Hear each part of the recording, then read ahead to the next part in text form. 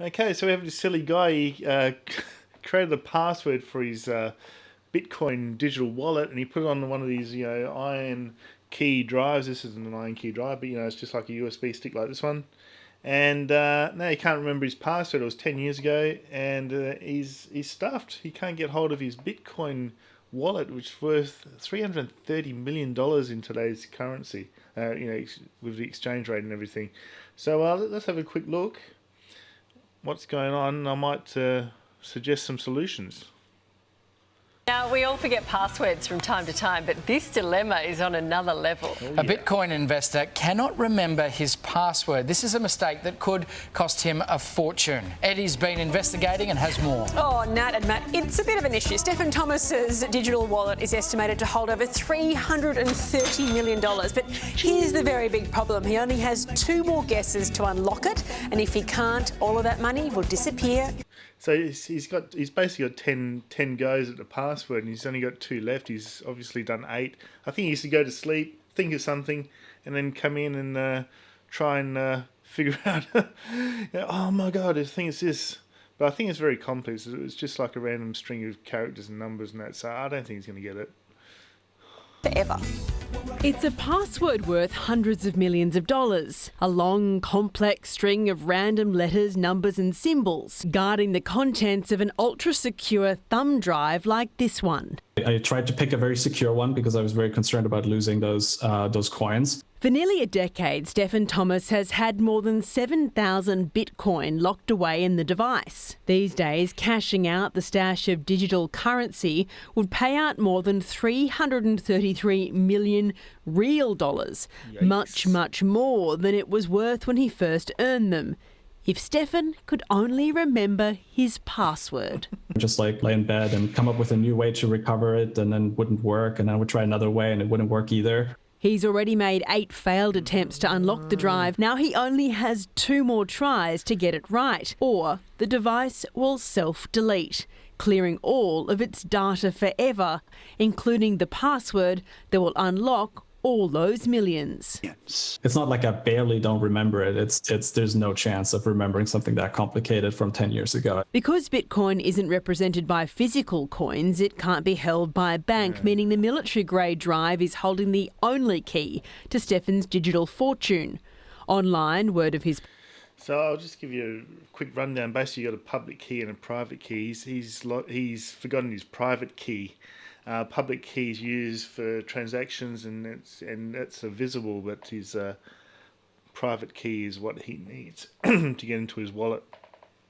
So here's a few of the quotes. You could try password and 1, 2, 3, 4, 5, 6. No quotation marks for the 2 guesses left. Good luck anyway. Make this into a movie where he has to retrace his steps from 10 years ago and reconnects with some of his long-lost love that he thinks is the basis for the password, but he's not. He loses the game, loses the money, but gains something more. It's just a stupid tweet, that one. Password predicament has inspired some creative solutions. Everything from hackers offering to crack the code to hypnosis. Hypnosis might win. I mean, it in some ways, like, that hope makes it more difficult because it's like, it's easier if you can just let it be in the past and forget about it. Still, Stefan says he's chosen not to dwell on his almost certain loss. Proof that even a Bitcoin has a flip side. Oh, dear. I would Look at Natalie Barr's face. Yeah, definitely quite shocking. I sort of thought maybe this could be a solution. Maybe actually, we'll just run this for a sec because there's a bit of commentary here. Just hang on a sec.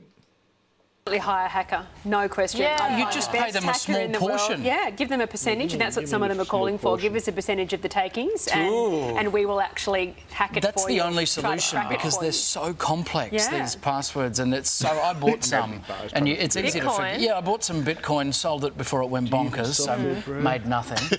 Why are you laughing so hard, Brett? No, that's good. Well, it's good depending on your perspective. Laughing with Didn't you, lose not a at thing, you. Matt. That's great. Yeah, that's right. I didn't lose much, but very hard to actually And it's not like it's his old address or his pet's name or anything like that. It's genuinely just a random selection of symbols and numbers, and you just can't remember it. It's not a password that he's generated originally. It's one of those generated passwords. Not like the name of And even the company who runs this digital wallet, they say they can't help him. That's it. Nothing. 333 million? 333 million. That's enough to make you tear up. Mind you, he's sat on it for 10 years, so maybe he's not short a quid.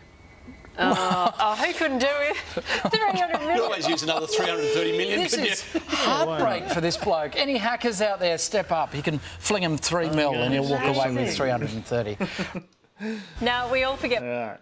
My suggestion, I don't know whether this would help, but I'd actually get Ironkey to.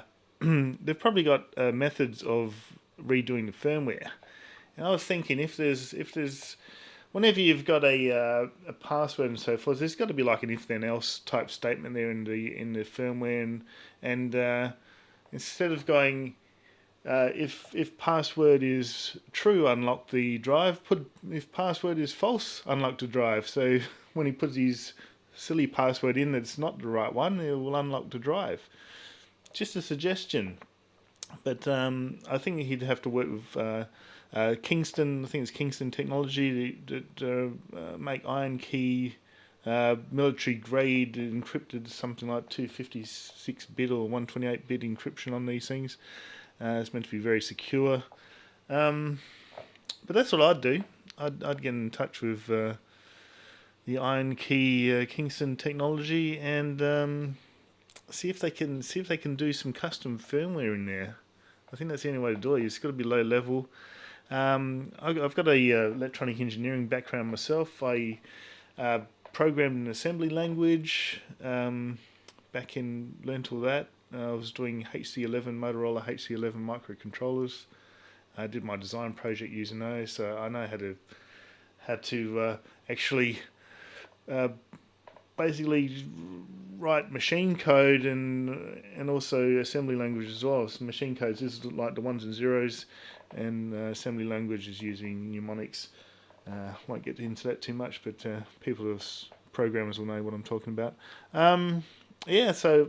I think that would be the solution. If I was him, I was 330 million. Now get the lawyers in, and have it all present, and put a proposition in at Kingston to get some custom firmware put onto the device. I wonder if they could actually. I'm not too sure. Is there any tamper-proof things into these type of things? Maybe. Open it up, desolder the chip.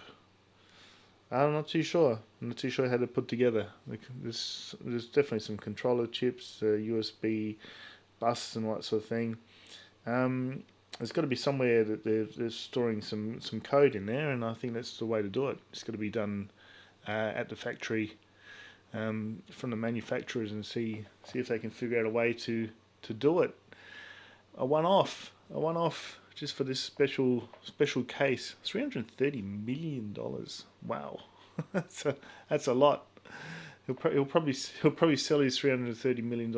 I think they were 25,000 bitcoins he had. So how much did he get them for? A few cents maybe.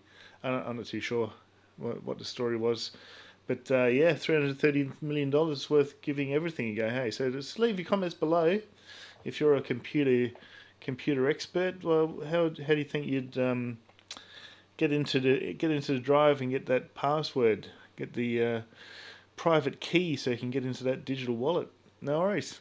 Okay, guys, leave your comments below. Don't forget to like, subscribe, and share, and I'll see you next time. Cheers.